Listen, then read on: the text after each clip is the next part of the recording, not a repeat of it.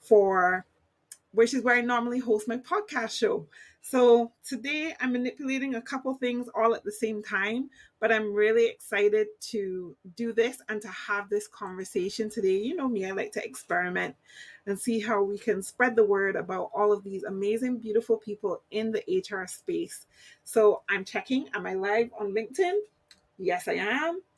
Am I live on YouTube? Yes, I am. I can see Facebook. And I can see that we are live on Podbean for the first time. Wow, let's see how this goes. So, my guest today, my brave guest here today to help me have this conversation as we talk about HR, organizational development, and how to navigate the HR journey is Shakil Butt. So, I'm going to bring him up right now. Hi, Shakil.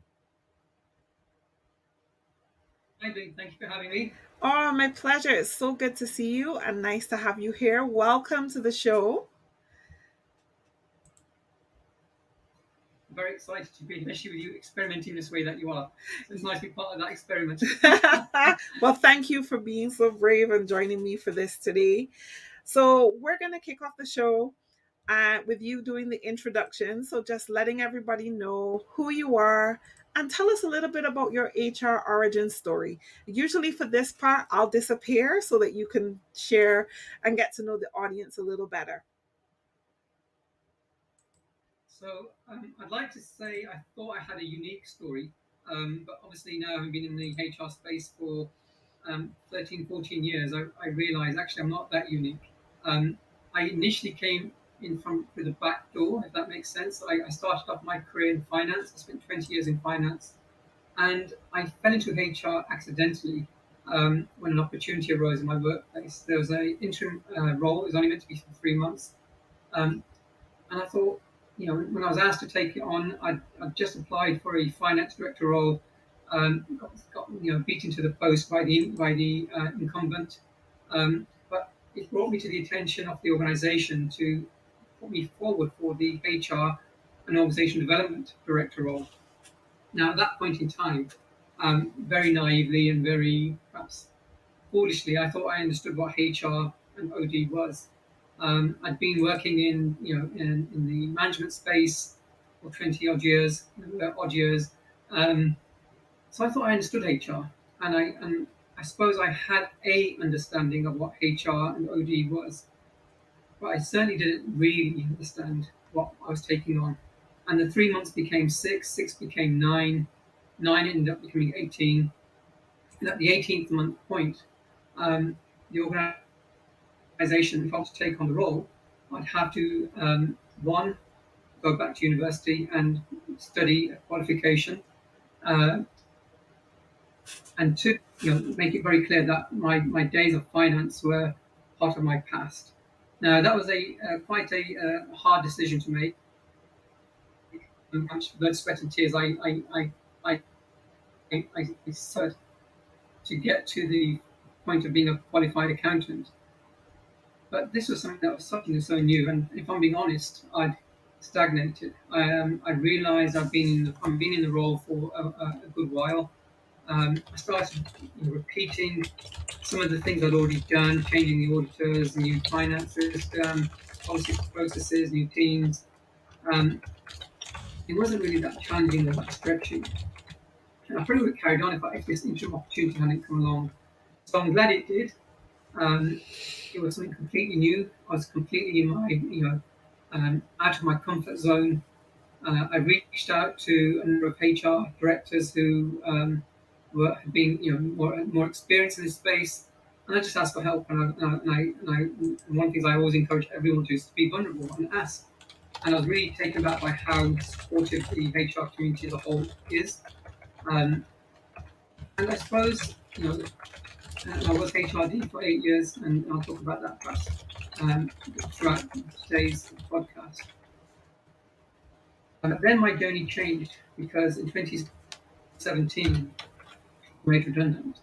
Now, it was a bit of a low point. I won't pretend, being made redundant is never nice for anyone. But the word itself is quite negative, isn't it? Redundant, no longer necessary. And I really genuinely believed walk into my next HRD role with my qualifications, my experience, and some of the achievements that I've achieved up to that point. And that's when I realised actually it's not that straightforward.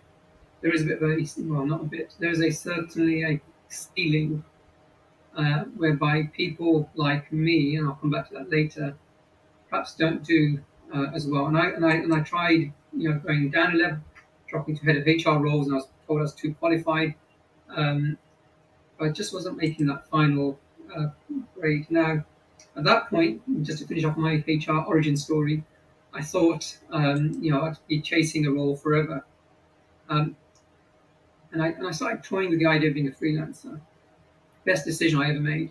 So I know there's been a lot of shift and change of many people joining the gig economy. But for me, the freelance space was certainly a lot more rewarding. Certainly, I felt a lot more control and autonomy over, and I've enjoyed, I'd say, most of that journey. And I'll probably stop there, and I'll share more about. Awesome. Thank you so much for sharing your story. There was a lot to unpack there, wasn't there, Shakil? I think that, as Yeah. we develop our HR journeys, it's so important to share them so that other people understand, that getting into this space comes with its challenges, but it's also very rewarding. And so I'm really glad that you were able to kind of just articulate your journey and share that. I see that Fort Lauderdale is in the house as well as the Bahamas joining us today. I think the Netherlands is here as well. So, welcome to the show, everyone. Please, if you have any questions for us on organizational development, navigating your HR journey, we'll be more than happy to answer those questions throughout the show. I want to get I'll into take all the easy ones. You can do all the tough so let's get into our first question in terms of organizational development in the HR space, because I know for the last 2+ years we've gone through quite a lot with this pandemic, but also social, political injustices, economic ones. downfalls. It's been a rough time for us in this space.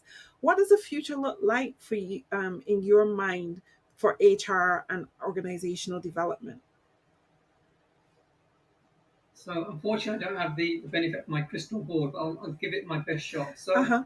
I think before we can think about the future, I think it's important to understand where we came from. And I know when I came into this space, I was quite taken back by some of the language we use Mm-hmm. as HR professionals.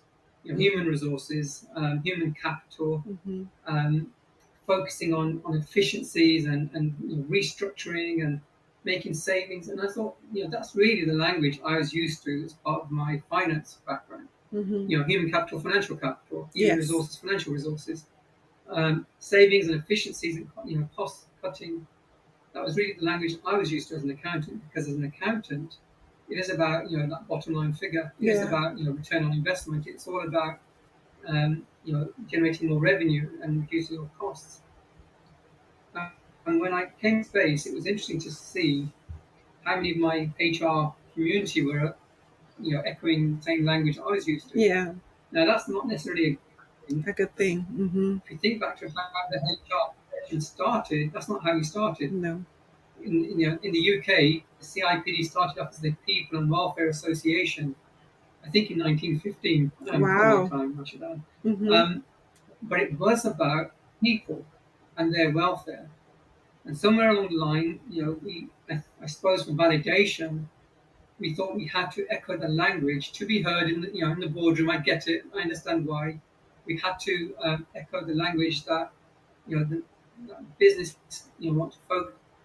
And it's interesting that you talk about the future, but I think we were already on a journey and we were seeing a shift. Yeah. And the shift really was around a focus on well-being and mental health and making work more meaningful for people and not being a modern day for want of a better word, turning us into modern day slaves. We're not resources, we're people. That's it. And I think that shift, um, you know, For some, that's just been a shift in semantic. And I've seen that. They talk about they've shifted from human resources and organization development to people and culture. Yeah. But if you understand that it's not just words, and actually those words matter, then isn't that exactly what we're meant to be about as HR professionals? Yep. To help people be the best versions of themselves. Going all the way back to Maslow's hierarchy of needs. Needs. Mm-hmm. Isn't that what we're ultimately about? If we can enable Absolutely. people to be the best versions of themselves, then of course they're going to be more focused on contributing more to their organizations, because they'll understand the purpose behind that organization. So it's about thinking about purpose. It's about really understanding what are the values of the organization. Mm-hmm. And when we talk about culture, it is about creating a climate where people thrive, not survive. And there is a difference. And I think for too Yes. many people, this pandemic has been a wake up call to to think back to one, how they were treated by their organizations at the height of the pandemic. Yeah. And we saw, as an accountant, both as an accountant and as an HR professional, I saw the initial knee jerk response by organizations, which was laying off people left, right, and center. Mm-hmm. And in a bid to survive, what they saw was the unknown. It sent a very clear message about who they really value. They don't, all this rhetoric around we value our people. No, you don't. And a lot of these organizations, there were some organizations I get it. They were on survival mode, Yeah. and they had to make hard decisions. Some of these organizations, they've been making super profits for a very long time, Mm-hmm. and the first sign of trouble, offloading their people and doing it in a very, you know, Inhumane way. inhuman way, you know, unnecessary, very unkind, and certainly not what we as HR professionals. Some HR professionals were part and parcel of that.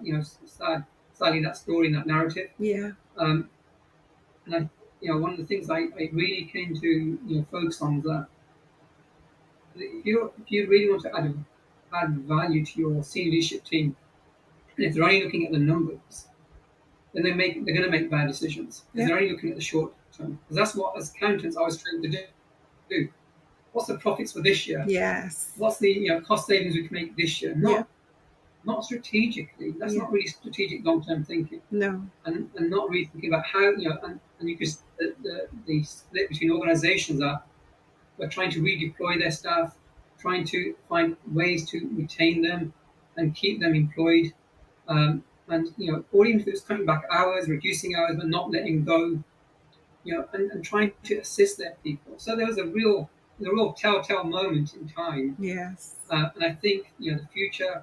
Coming back to the question, it's a very exciting place to be right now because there has been a real uh, the businesses have been looking at their HR and OD professionals to see what they can do to help get through this space. Yes. And it's a great place to be right now. It is. We Mm-hmm. owe it to ourselves to be brilliant. We do. Oh, yes. I love that. We owe it to ourselves to be brilliant. Like, that is such an important thing to recognize that this really is. There's a talk that I give which is called "It's the Most Wonderful Time to Be in HR," and I know a lot of times when I start the talk, people go, "Is she for real? What kind of title is that?" But it really is an exciting time and a wonderful time to be in this space of redefining HR, redeveloping HR, reframing the work, but then also who we are as people in the space and understanding the Yeah. importance that we play in creating great organizations. It's more than sitting behind our desk every day, manipulating papers and automated Yeah. processes. It's about the people, getting into the nitty gritty and getting I to think if know you're your people. I think if you're still working on policies and processes and systems, then you've missed your calling. You really have. All of those things will be done by automation. It's a question Yes. of time. I mean, again, the recruitment space for those, and again, it's not to say that we're there yet, but the way AI is, moving forward, Mm-hmm. recruitment is going to change very rapidly, very quickly, with organizations like IKEA. Pepsi, L'Oreal using AI to conduct 300 interviews an hour using just AI, Mm-hmm. and that's going to get only more and more sophisticated and more affordable.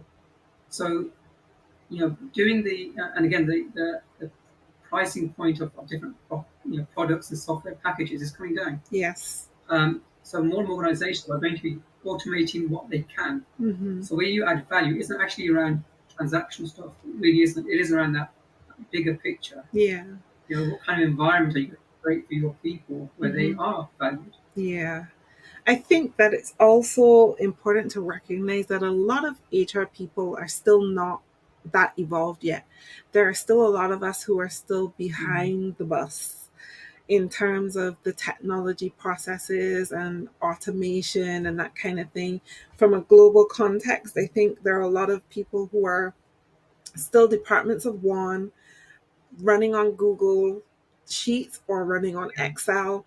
However, I do think that the more we expose people to the free technology that's out there, because gone are the days when you could say, my organization does not finance or does not support me purchasing an HRIS system. Mm. Well, there are HRIS systems that exist for free, right? Zoho, People, Bamboo HR, um, Orange, HRM, all of these companies have some form of their technology available that you can use free of cost for a Mm. period of time, or until you develop and grow. So I think that we have to get in a space, and that's why I say it's exciting, and I think that's why you would agree that there are so many things that we can do to improve our lot in this profession. We just have to learn how and get the exposure that we need. Gone are the days when we said we couldn't afford to go to an HR conference, because now, even if you can't physically pay to go to one, they're offering some form of it in a free format that you can benefit from. Yeah. You have HR Summer School on LinkedIn, which is free, Hacking HR, which is free. So you have all of these different things now that are helping us as HR to say, okay, come on, guys, no longer can you have these excuses. You've got to get on the bus and move things forward.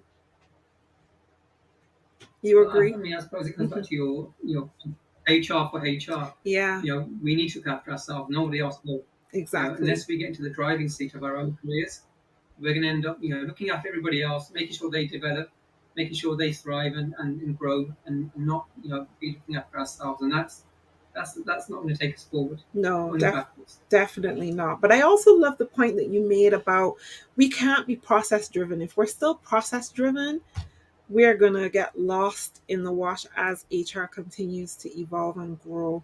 And that we should be in a space Mhm. where not only do we recognize the importance of helping our people to thrive, but also helping ourselves to thrive. Because Yeah. an HR professional who is full of knowledge to share and give is a healthy HR professional, but also a professional who is going to continue to progress in their career.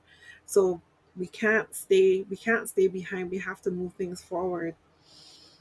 Thank you so much for sharing that. I just want to get a little clarification for some of the audience in terms of, because I know a lot of times HR professionals are generalists, but you specifically Mm. made a decision to focus on organizational development. What does that mean exactly? What has your career in So OD it's a looked good like? question. So what I've found, Julie, is that when you speak to any HR and OD um, professional, their understanding of OD varies from person to person, Hmm. and that's because most organisations, they don't know, when they have a part of the organisation they don't actually know what to do with. It gets handed over to HR and Yeah. OD Mm-hmm. because it's to do with people, it's to do with the organisation, which pretty much covers everything. So you'll find practitioners out there, given communications, they're given logistics, they're given administration, transportation, um, IT, and I think that's a distraction. If you're not, Hmm. if your focus is not on the strategy of the organization, on the values of the organization, of the culture of the organization, on Yes. understanding what the purpose of the organization is, and then being able to convey that to the people to get that engagement. then you're not going to help your organization succeed, because people are looking for purpose. Mm-hmm. People are looking for something that they feel they can contribute and be engaged with. So it's not as simple as a staff survey. It is about what you're doing with that stuff. It's not as simple as doing post point surveys, or articulating the values. It's Yeah. about how you embed those values and how you measure those values. So it's not it's so much more. And I think people undersell, because it's easy to do the transactional stuff in HR, and then Yeah. the organization development part looks like. Mm-hmm. And it's easier to cut and paste they've seen in other organizations. So our organizational design will be based on a similar organization. Why does it have to be based on a similar organization? Why not start with a blank piece of paper and Yeah. try to find out what is going to work best for you in your context with the resources you have, and be actively involved in guiding the senior leadership team. Yes. That's what an exciting thing to be. Mm-hmm. You know, Yeah, I couldn't agree with you more. I think a lot of times, to your point about comparison and cutting and pasting, a lot of times as Mhm. organizations, we kind of look to the Apples and the Googles and the Amazons to see what they're doing and see if we can put that in our context of our organization. But if you notice the news and you read, the reports that come out Yeah, about these companies, even when it comes to simple things like paying their employees. There was a whole big thing about that with Amazon just the yeah, other yeah. day. When you think about their DEI strategies and how they are looking at women in leadership, people of diverse backgrounds in their leadership spaces, their numbers are, a Mhm. lot of them, their numbers are low. So even though they put them out there for transparency's sake, there's still a lot of work that needs to be done, right? A lot of marketing. It's a lot of marketing. A lot of Yes. marketing and spin, isn't it? Let's be honest. Um, Exactly. but if you're not, I mean, I always say, especially when you're talking about D&I, or any initiative, it does come down to the appetite of the organisation, because it doesn't matter how good you are as a practitioner. Mm-hmm. You could be brilliant, you could be amazing, but if you haven't got the organisation doesn't have the appetite, then there's just stringing you along with nice words. If I'm being honest, and if that's the case, as soon as you realise that, get out and go somewhere where you can add value and shape the organisation. Mm-hmm. Mm-hmm. Which brings me to my next question. What advice do you have for HR professionals that want to specialize in OD or any other area? And I think that that's so important what you just said about, if you realize that the organization is stringing you along, then you need to think about, is this the place that you really want to be? A lot of times, HR professionals stay because they think, I really want to make an impact. And if they haven't made an Yeah, impact, instead of thinking, you know what, it's not me, it's the fact that the organization doesn't have the appetite for what yeah. I'm bringing to the table, and maybe I need to move on to a table that will take on what I have to bring and will have the appetite for it, versus, oh my God, I failed. I'm Yeah. doomed. Well, that's a great point, Julie. I mean, this question about, I guess, I get people asking me in our community, I want to move into this area, I want to move into that area, and when I dig a bit deep, I realise that they've been in that space for maybe a few years, Mm-hmm.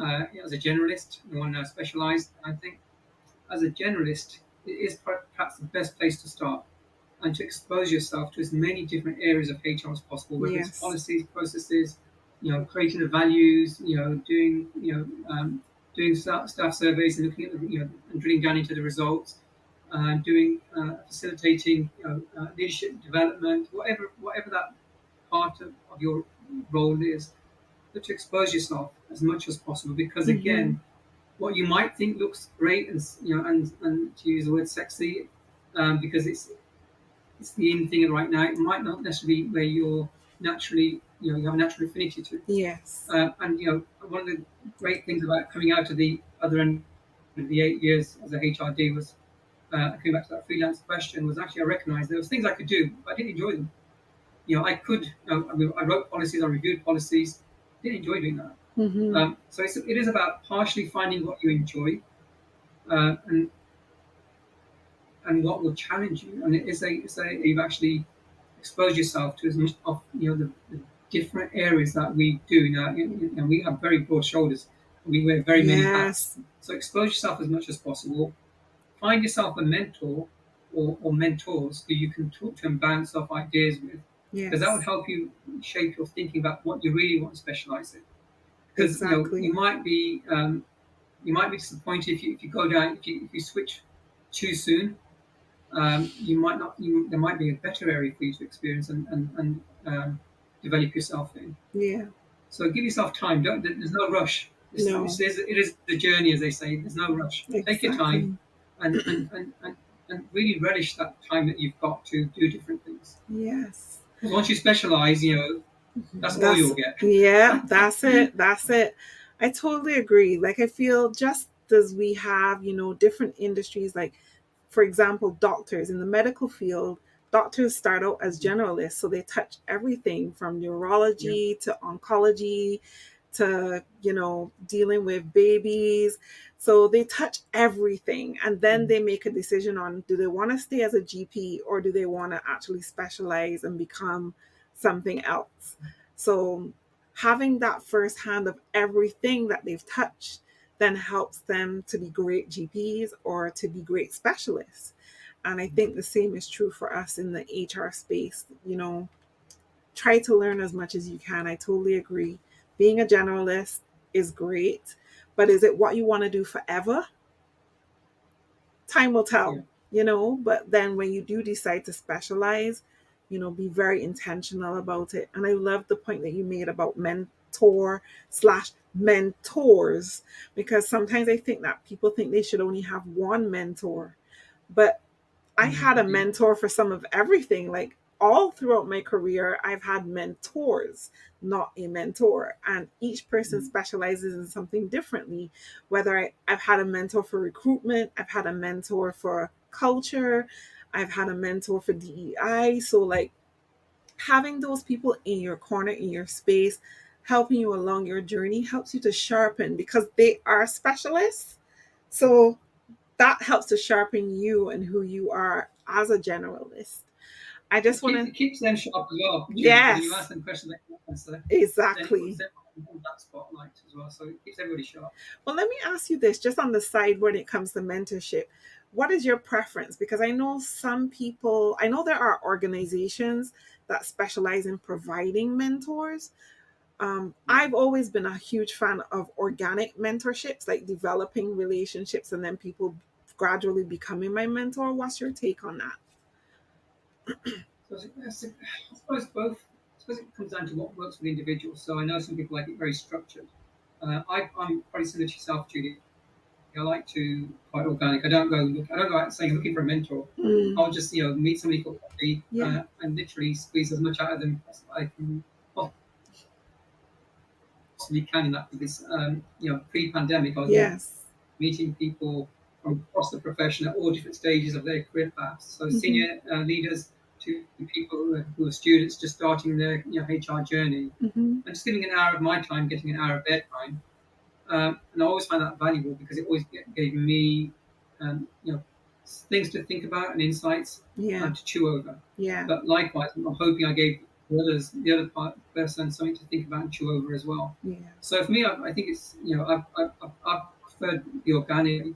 I do know, for example, the CIPD do have a mentoring Mentoring. program Yes. where they will match senior leaders with people at the starting point of their careers. Hmm. Um, I think it takes that having that structure, makes it a little bit more rigid, uh, and so I suppose it's horses for courses really. Yeah. There's no right or wrong way to do it. Exactly.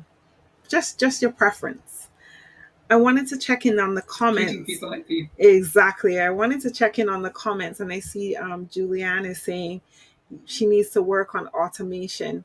To her point about automation, like what are some of the things that you think are important to be automated in an HR role almost immediately, whether you're starting or developing your career? What's important to automate?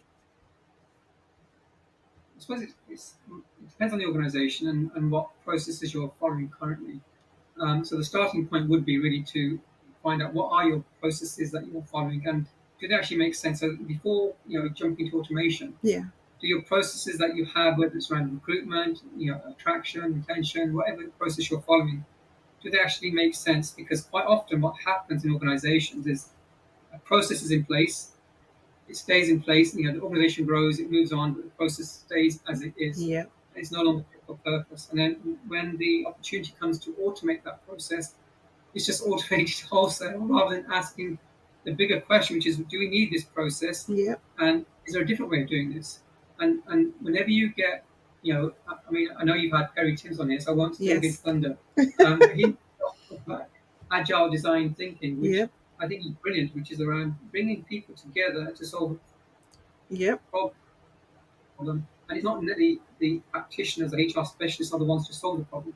They might contribute to solving the problem, but actually getting people across the organisation involved. And it might be around timekeeping, it might be sickness absence, whatever the issue is. Car parking space, could be anything. But whatever the issue is, getting people around the table and actually getting people to be in a very fluid, agile way to think about the problem and come up with a solution together, Yeah. and then design as a process. I think would be the starting point, and then thinking about how you automate it. Mm-hmm. So before automation, I would advocate that needs to happen. The problem with most HRIS systems is that they're so clever. They have so many modules, Mm-hmm. and they have so many bells and whistles, and everything looks shiny and great. Yes. But it's not, what are your organization right now? What's taking up the time? Is it that you're spending too much time recruiting, and your managers are engaged in recruitment? Mm-hmm. And if that's happening, why? Because you've got an attrition problem. If that's happening, what's causing the attrition? So it's about digging, keep running the question back until you actually find what is the organizational pain that you're trying to address, Yeah. or the opportunity that you're trying to take advantage of. Mm-hmm. So it's about just taking a step back rather than diving in, I would Yes. say. Yeah. I got to agree with you. I am all for agile principles and methodologies being adopted in the HR space. Mm. And I'm a huge fan of Perry's work as well as Natal Dank in terms of creating that agile organizational transformation. And I think it's really important, especially when you're a department of one, uh, creating that agile Yeah. mindset in your organization is important because then you get everyone across the organization to chip in and help you to come Mm. up with those solutions. I was interviewing someone yesterday, and they were saying, HR needs to stop being the prescription the prescription office. You go to the doctor, it gives you a Mm. prescription. We need to stop doing that, but we need to come together collectively and work together to create solutions, and help people to use their brain to think, right? Versus us as HR coming up with the answer all the time. So I totally agree with you there. We're going to switch Yeah. vehicles. If Just you're familiar with nudge, go ahead. Go sorry, I ahead. was just going to say, if you're familiar with nudge theory, if you're Yes. familiar with nudge theory, which I think is good, that's our role. It should be to nudge the Nudge. organisation along, not necessarily handhold and Exactly. carry, because we have much more to do than just handhold and carry. Way more, way more. And you find that your load gets a lot lighter when you take on that mindset as well. Yeah, I wanted to switch vehicles just a little bit and talk about yeah, sure. moving from OD to DEI and your journey in the DEI space. What made you decide to shift and focus on diversity, equity, and inclusion? So it wasn't by design. Again, I'll have this. It was by accident. Um, Okay. I was fortunate that I get to speak at a number of conferences and events, and I get invited to speak in the UK and internationally, which is fantastic. Mm-hmm. But what was quite noticeable was, I suppose, what really hit home to me was when I was speaking at the HR Directors Conference. And I spoke at the HR Directors Conference in the Netherlands, and I spoke at the one in Dubai. It was all these senior HR leaders, CHROs, HRDs. Yeah. They were all, to be very frank, there seemed to be a real problem with diversity within our profession. Mm-hmm. Pretty much everyone across, I obviously up to a certain level, it's very female dominated. Beyond that level, at the most senior levels, it's male dominated, which doesn't make sense. Yeah. So many women in the profession, but all the senior roles are mostly occupied By or men. Yes. disproportionately occupied by men, Mm-hmm. mostly white. Um, and I was one of the very few persons of a ethnic background at these events. And I look out into the audience, and I've noticed that every single time. And then I'd attend the student conferences, and I look at the student conferences, and I could see actually it's not a problem with the pipeline. There's plenty of people from diverse backgrounds coming into the profession. Mm-hmm. They're just not making it to the senior roles, and for whatever reason, um, you know, we failed as a profession. We are the ones tasked with tackling, DEI, Yeah. and yet we haven't solved our own problem. Mm-hmm. We have had and I've had very long conversations with senior HR leaders, including with the CIPD as a board member, that actually, we've even if you look at some of the language we use, it's always if anything, if the only two areas of strand that we were tackling up until recently, really, gender and Yeah. LGBT, Mm-hmm. and that'd be pretty much it. Yeah. And it would ignore pretty much every other type of difference. Um, so it wasn't something that I didn't want to be the person of ethnic background, championing inclusion from a race perspective. Right. But I ended up having to in that space because I could see very few people in that space. But it was much more than just race. One of the things that Yeah. I had an advantage of, and I see it as an advantage, was I went to a special needs school as a child.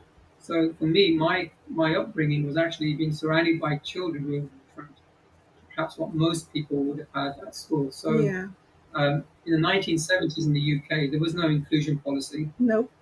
If you were different, you were sent to a special needs school. So my difference was that severely asthmatic. Okay. But in my school, that meant I had children who had physical challenges like myself. Mm-hmm. So one of my colleague uh, fellow pupils had a hole in his heart. Another other students pupils had physical deformities. Okay. So there was a girl who had quite a large growth on the side of her face. Another girl had her feet facing up. One girl was blind in one eye, wore an eye patch. We had children with learning difficulties and, and disabilities. So I was very exposed to difference from a very early age. And when I came into I suppose, what you classify as mainstream schooling or normal schooling, and I use normal in inverted commas, Commas. I Mm-hmm. realised actually the world isn't kind. It can be quite cruel Yeah. if you're seen as different. So being in that HR space where I know we are meant to be championing inclusion, where we're meant to be making sure the workplace is welcoming for everyone, and realizing that we were falling short, I suppose put me down a path where I started talking more and more about D&I. I started writing more articles about it. I started then delivering training on it, Yes. and I'm now and then with an organisation as a D&I consultant, working with them. So it's been great to be able to take that on. Yeah. But I think as a whole professional community, and I'm looking at all of us, there's so much more that we should be doing and can be doing. But it does come Absolutely. back down to the appetite of the organisation. Are they paying lip service, or are they serious about actually trying to make a difference? Difference. You are so right. And especially when it comes to race and gender, like I think a lot of times people see DEI only in that lens of race and gender, but there's so much Yeah. more to DEI than race and gender. And to your point, like one of my focuses when I talk about DEI is from the lens of being neurodiverse because I have ADHD. And Mhm. so it's something for Right. me that where my attention deficit shows up doesn't mean I can't perform. But these are the things that are Mm. going to show up when I'm working with you as someone with ADHD. And I think it's really Yeah. important for people to recognize that a neurodiversity is not a disability. It can be your superpower, and how you use that in a way effectively can change the way you work. I mean, when you think about persons with autism, their ability Mm. to find the details, the most delicate of The errors, patterns. Yeah, yeah, yeah. it yeah is mind blowing. So that you now have organizations like the Pentagon and NASA working with people who are autistic because they're looking for those details. Mm. So I think it's really important for us to think about DEI with a bigger lens as HR people. I don't think we do Yeah. that enough. And also, like, I recently spoke at the Amplify DEI Summit, which is done by Vivian Aqua in the Netherlands. Kudos to her. And one Mm. of the conversations they were having was around understanding how architecture plays a part in diversity. Your building architecture, and is it created in such a way that Yeah. it helps the colors in your building matter, and how that helps with people's moods. Yeah. um, and also, if your building has ramps, the chairs that you have in your building, are they seated for people who are of bigger frames? How inclusive are you Mm. really being when you think about those things? So I totally Yeah. appreciate the work that you are doing around DEI and helping people to understand the difference. But I gotta ask you, what are some of the lessons that you've learned along the way in navigating your journey in DEI? I suppose the hardest lesson too that I've learned was that, and I use this often in my training, is a picture of Bruce Willis from Die Hard, because I like the fact that DIE, diversity, inclusion, and equity, is hard. Mm-hmm. It's damn hard, and the reason it's hard is not by accident; it's by design. And all of us would have studied at some point, or some kind of management theory around how the world of work was constructed in the 1900s with Taylorism, Henry Fayol, Fordism, etc., etc. But this was a world of work imagined by white men for other white men.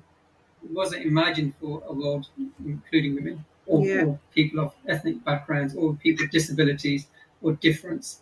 It wasn't, and that's the honest reality of it, and Mm-hmm. that's the 100-year legacy that you're pushing back again when you're in this space. Yeah. And we have to, even when I say 100 years, it's not even 100 years. It's you know women first entered the workforce after World War One, into the farms and the factories, when the men went off to fight. Second World War, the men and the women went off to fight, but women also again entered the farms and the factories. But at the end of both of those wars, they went back into their homes, Mm-hmm.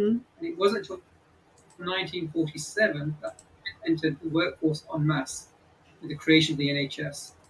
So it's taken a long time for even women to get into the workforce. 100 years from the modern creation of the world of work as we know it. So we are behind the curve, and there's a lot of catching up to do. So that's one of the hard lessons I realized. Um, and I suppose the other lesson is that actually a lot of organizations talk about it, but they're not really serious. No. And you can tell they're not serious because they will appoint a D&I lead and think that's it, job done. That's not job done. Or they will create the platform for having an employee resource group and think job done. And what you're actually doing is asking the people who are suffering from the discrimination they face within your organization to solve the problem that they never created. And you're saying to the employee resource group, now, we've created you, given you some resources and time, fix what's wrong. But, and they can be part of the solution, but they're not the solution. So Yes. there's little things like that that, are quite telltale signs about where your organization is on its journey, you know, and it's going to take time, it's going to take resources because you're trying to unpack a lot. Yes. And it's going to take granular understanding about what actually is the problem. Yep. And that all is going to take a lot of time. But I really appreciate the journey and the struggles, but the lessons that you've learned, because it really helps us to understand that we are going to have, there's still a lot of work that needs to be done in this space.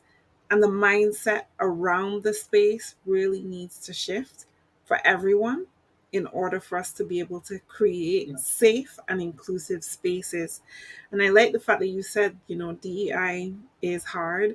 And I remember hearing someone say you can't spell hard without using HR. So in general, it is hard work that we do, and there are times when we need support to educate ourselves, to build our communities. And one of the spaces that I am always grateful for is the CIPD space. And I know that you are sitting as a director on the board of the CIPD. For those in our audience who are not aware of what the CIPD is, what it does, um, can you give us a little explanation? I know I always say to people, it's the European version of what we have in North America as SHRM. Um, so in America, you have SHRM. In the UK, Europe, you have CIPD. But tell us about the benefits of being a part of the CIPD. Yeah. It's a chartered organisation with a royal charter. It's a charitable organisation, and its charitable purpose is about championing better work and better working lives. So it's quite a broad mandate. Um, we have about 160 odd thousand members across the world. Most of those are in the UK, so about 140 odd thousand of those are in the UK. Yep. The remainder are in Asia, the Middle East, and the rest of the world. We're still, I suppose, I've been on the board now since 2016. This is my last year, and it's Oh, been exhausting because we have a 6-year term. It's exhausting because we're trying to do so much and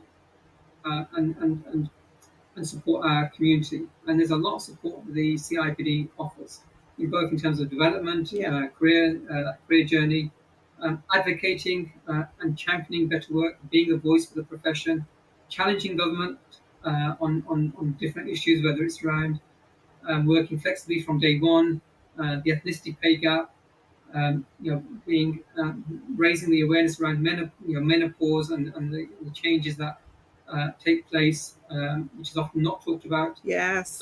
it's got a massive. It does so many different things, but it really is there to raise the bar because again, as I'm sure you know, Julie, to be an accountant, really, you're not going to be recognised unless you've got a qualification. Correct. To be an HR practitioner or an OD practitioner, you don't necessarily need to have a qualification. Correct.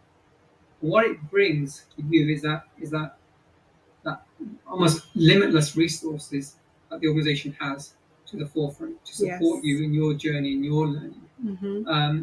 If there's a piece of work that you're doing for the first time, there'll be a toolkit that you'll be able to get from Yeah. CIPD. Mm-hmm. If there's facts and figures that you need to make a business case argument, you'll be able to go back to the CIPD to get those facts and figures. Yes. If there's things that are happening right now, whether it's around the response to Ukraine or the response to the pandemic or the response to Black Lives Matter, the CIPD has always been there to make sure that we have resources to help support you in making sure that you're effective in your role. Mm-hmm. And I suppose that the biggest value of a membership organisation like CIPD and like SHRM, because you can't if you only repeat what you know, then you're only repeating exactly Yeah.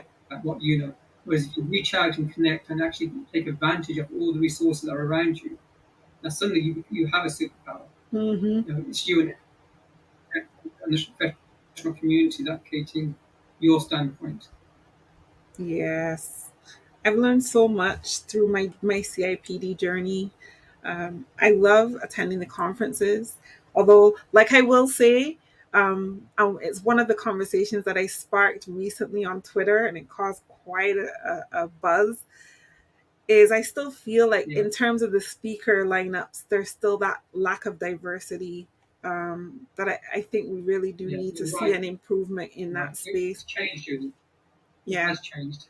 You're very right. When I first came to the space, I called up the organisers of our events to say good enough, and I was quite taken back. Mm-hmm. Thankfully, that individual is no longer with the organisation, moved on to a different organisation. But the response I got was, looking at the lineup, we don't have diversity. And the Yeah. response I got back was, well, this is not a diversity conference.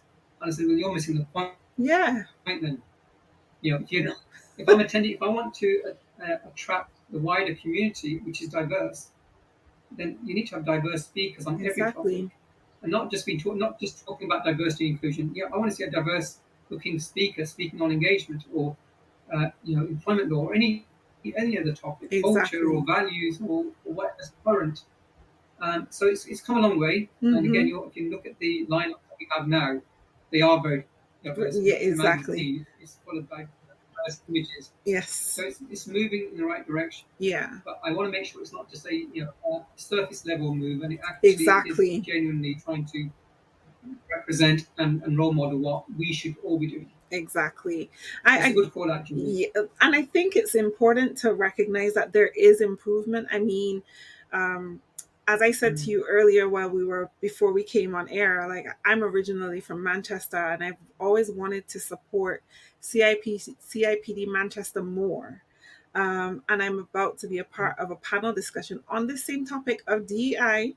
Um, for CIPD Manchester, and I've just realized that Peter Cheese is actually Fantastic. going to be on the panel, and I was like, great time for me to call him out on some stuff. Do that. Yeah. Do that. I call them out all the time, so we need to. But Yeah. that's the beauty of being an open organisation where actually you can call out what you Yes. see and ask for more and ask for better because we deserve it. Exactly. We definitely do. I can see our time is getting close to the end. So let me just ask you these last couple questions. What Sure. advice would you give to your younger self about navigating the HR field? I suppose the biggest mistake I made, and I touched on it at the very beginning, was that I think once you start repeating your greatest hits, you're in that space too long. You're not growing anymore. Yeah. Even as HRD, I was in that role for 8 years, and I was, it was my, my third or fourth, staff survey, my, second strategy that was rolling out, second attempt at redefining the values, culture, um, rewriting the policies for HR and building a new team. And I think if you're in an organisation where you're repeating your greatest hits, it's time to move on. It's time to get yourself out of the comfort zone and embrace the fear because it's easy staying where you are. It is, but you're Yes. not going to grow. And No. trying to find out can you repeat your success somewhere else. And if you can't, that's okay. It's okay to fail. Don't be afraid of failure. We all, Exactly. Nelson Mandela said it beautifully. Either I win or I don't. I never lose. And I think if we embrace that mindset, then we will carry on growing. And then we become that which we, push out to the rest of the organization, push mindset. Yes. Keep growing and keep learning. Great advice. And I hope that That's what I would everyone, do. awesome. And I hope that everyone takes that advice to heart. Thank you so much for sharing it. Now, I wouldn't be HR for HR if I didn't ask you, how do you practice self care? So you're almost looking at it. So I do a number of things. So the artwork you can see around me is what I did over the Christmas break because I got burnt out and I needed to switch off and not just angle my Yes. camera so you can see. That's one wall. That's the other wall. Wow. And I make a point to switch off completely. And being in the freelance space is sometimes difficult to do that. But I do turn work down when I can see that I've got back-to-back work with clients. I'll Yes. actually start turning work down, and that sounds a bit, like I'm shooting myself in the foot. But if we really believe what we say as a professional community that it's about our own well-being, Yes. then chasing opportunities constantly means that you actually start harming yourself. So I make a point of actually turning down work when I think I need to, switching off completely. I like to make sure that I spend time with family. Yeah. I get to the gym every single day, Nice. doing something different every single day, whether it's swimming, running, weights, whatever it is. But I make sure I spend that time looking after myself Mm-hmm. um, and reconnecting with what's important.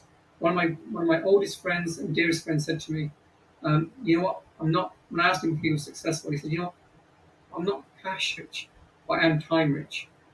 And that's all we have, Julie, is time. Time. And I think sometimes we forget that's the only thing is time. Yeah. And how we spend it is totally up to us. If you're in a role which is killing you, and I've been there, where I was in a role that was making me work, weekends, evenings, um, always trying to finish off that piece of work, and then the next piece of work comes straight in, straight after. It's a no-win situation because it's never going to end until you Yeah, take control of your well-being. absolutely. I'm so glad that you are taking the right steps to take care of yourself, especially in the space that you're in. And you're a very busy man, and I appreciate you taking the Okay. time to, share your experiences and your journey with us today. And thank you for sharing your self care tips too, because I think we all learn from, everyone's way of practicing self care in one way or the other. So, what's next for Shakil Butt? So, well, I said I'm coming off the CIP board this year. Yeah. I do plan to take a bit of a break from before my next non-exec role. But I do want to be hopefully on another non-executive role, simply because,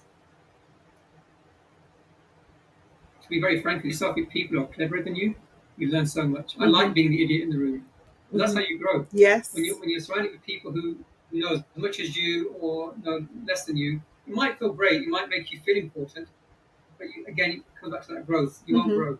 So being on the board of the CIPD, I was on the board with HR directors of some of the biggest names of organizations, the biggest brands, and just listening to them and absorbing and learning from them, but also challenging Yes. them and realizing that they don't have all the answers. And that's a good thing to realize as well. So Yeah. beyond that, I do have 3 book ideas.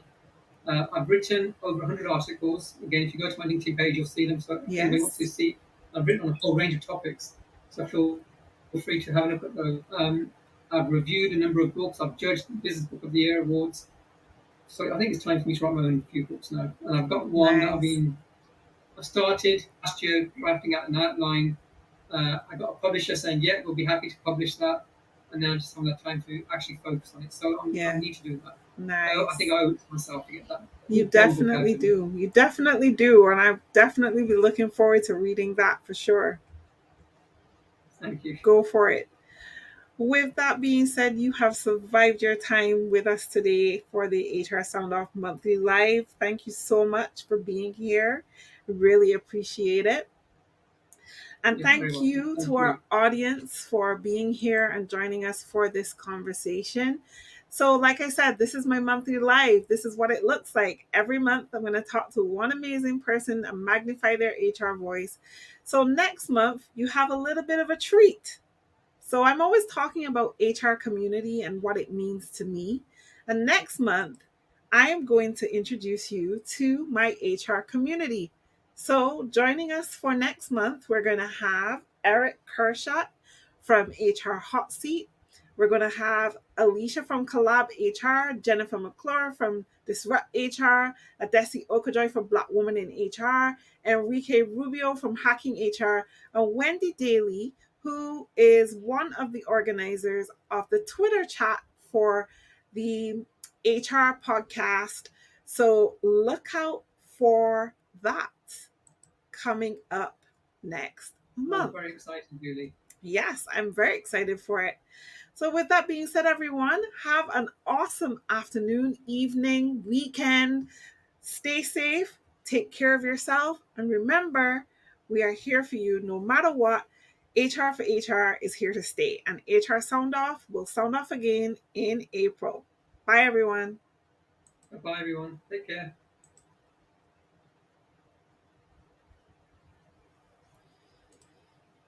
Yay! We are Well done, Julie. off.